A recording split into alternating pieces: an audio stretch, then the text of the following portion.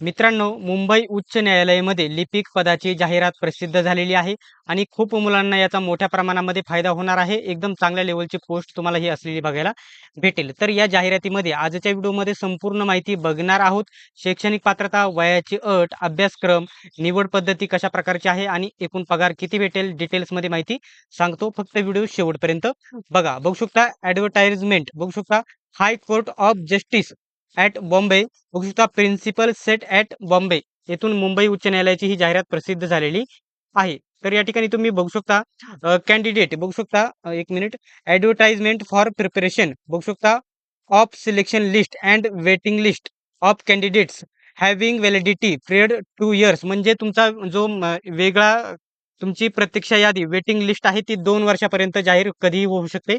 हे लक्षात घ्या. 2 वर्ष कंटिन्यू कधी पण लागत असते लक्षात घ्या. एकूण जागा किती भरण्याचं बघू शकता. टोटल वॅकन्सी पोस्ट बघू शकता 129 जागा असणार आहेत. त्याच्यामध्ये 5% जागा म्हणजे 5 जागा या ठिकाणी जे स्पोर्ट्समॅन आहेत त्यांच्यासाठी आहे. डिसेबिलिटी वगैरे त्यांच्यासाठी आहेत, अपंगांसाठी. त्याच्यानंतर एक सिलेक्टेड जागा किती राहतील तर 124 जागा सिलेक्ट केले जातील आणि वेटिंग लिस्टला किती जणे राहतील तर 31 जणे ही वेटिंग लिस्टला राहतील. टोटल 129 जागा आहेत.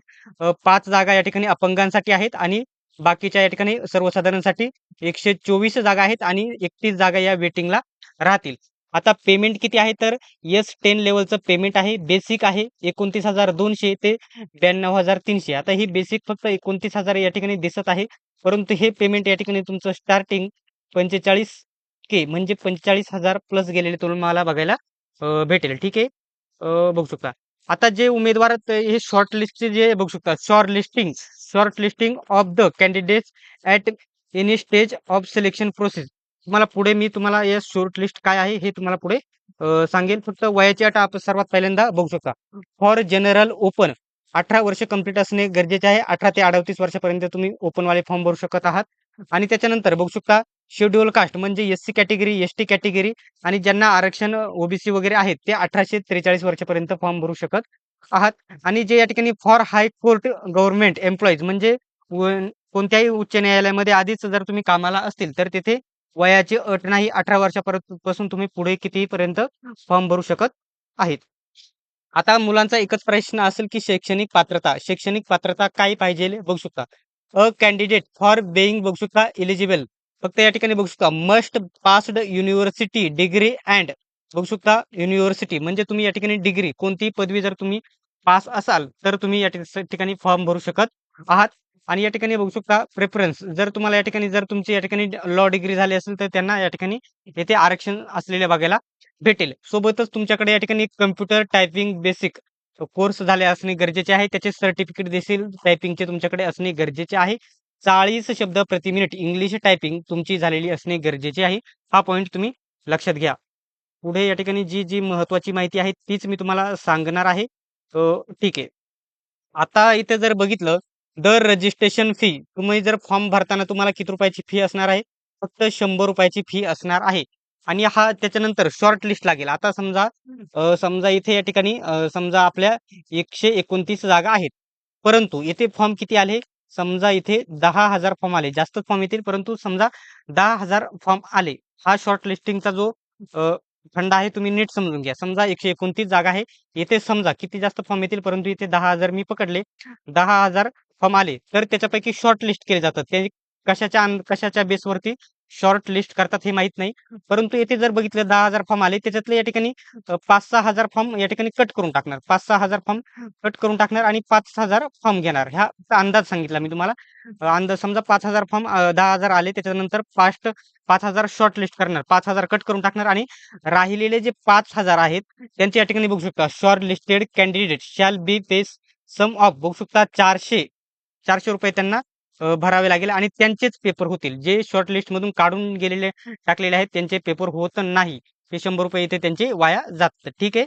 आता जे शॉर्ट लिस्ट कशाच्या बेसवरती करतात हे त्यांनी जाहिरातीमध्ये दिलेलं नसतं का आणि याच्यावरती कोणी ऑब्जेक्शन देखील घेऊ शकत नाही कारण हे उच्च न्यायालयाची जाहिरात असल्यामुळे. ठीक आहे.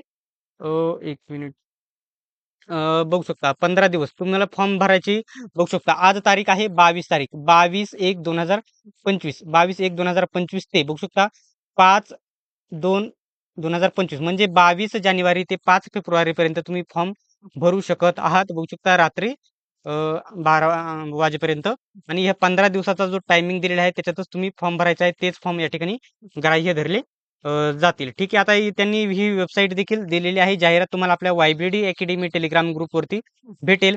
बॉम्बे हायकोर्ट NIC.in या संकेतस्थळावरती तुम्हाला फॉर्म भरायचा आहे. पुढे अभ्यासक्रम वगैरे सर्व माहिती मी तुम्हाला पुढे देणारच आहे. ठीक आहे. नेक्स्ट बघू शकता.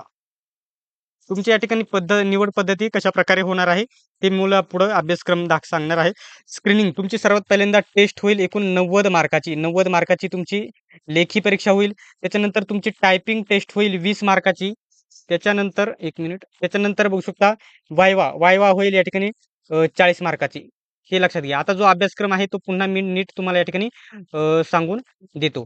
ते मराठी व्याकरण आहे तुम्हाला बघू शकता त्याच्यामध्ये ग्रामर, सेंटेन्स वगैरे मराठी व्याकरण विचारले जातील. एकूण प्रश्न राहतील 10 प्रश्न आणि त्यांना 10 गुण. इंग्रजी व्याकरण, स्पेलिंग, ग्रामर, सेंटेन्स वगैरे राहतील 20 प्रश्न 20 गुणांसाठी. त्याच्यानंतर जनरल नॉलेज त्याच्यामध्ये चालू घडामोडी देखील समावेश राहील. ठीक आहे. बघू शकता महाराष्ट्रावरती तुम्हाला जास्त प्रश्न राहतील.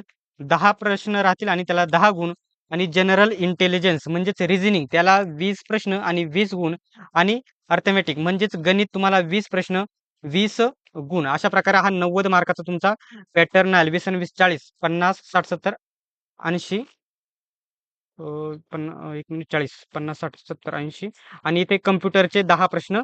अशा प्रकारे 90 मार्काची तुमची लेखी परीक्षा होईल. 90 मार्काची लेखी परीक्षा झाल्याच्या नंतर तुमची टायपिंग टेस्ट होईल 20 गुणांची आणि वायवा होईल 40 गुणांची. ठीक आहे. याच्याबद्दल कोणताही डाऊट असेल तर तुम्ही कमेंट बॉक्समध्ये विचारा. आता या ठिकाणी बघू शकता the time table for screening test, typing test and viva voce. बघू शकता एलिजिबल शॉर्टलिस्टेड कॅन्डिडेट्स म्हणजे जे शॉर्टलिस्टेड कॅन्डिडेट केले आहेत त्यांनाच या ठिकाणी याचं म्हणजे लेखी परीक्षेसाठी वायवासाठी आणि टायपिंग टेस्टसाठी बोलविले जाईल. ठीक आहे. बघू शकता शॉर्ट लिस्टेडचा मुद्दा त्यांनी 4-5 वेळा दिलेला आहे. कारण उमेदवार याच्यावरती अपेक्षा घेण्याची शक्यता असते त्याच्यामुळे. आता बघू शकता ही जाहिरात प्रसिद्ध झालेली आहे. जर याचा ऑनलाईन फॉर्म जो आहे तो कसा भरायचा तुम्हाला डिटेल्समध्ये मी तुम्हाला सांगणार आहे. अशाच प्रकारचे अपडेट सर्वात प्रथम बघत राहण्यासाठी अजूनही तुम्ही चॅनेलला सबस्क्राईब केले नसेल तर सबस्क्राईब करा. सोबतच बेल आयकॉनलाही ऑन करा. सर्वांनी व्हिडिओ शेवटपर्यंत बघितल्याबद्दल धन्यवाद. भेटूयात आपण पुढच्या व्हिडिओमध्ये.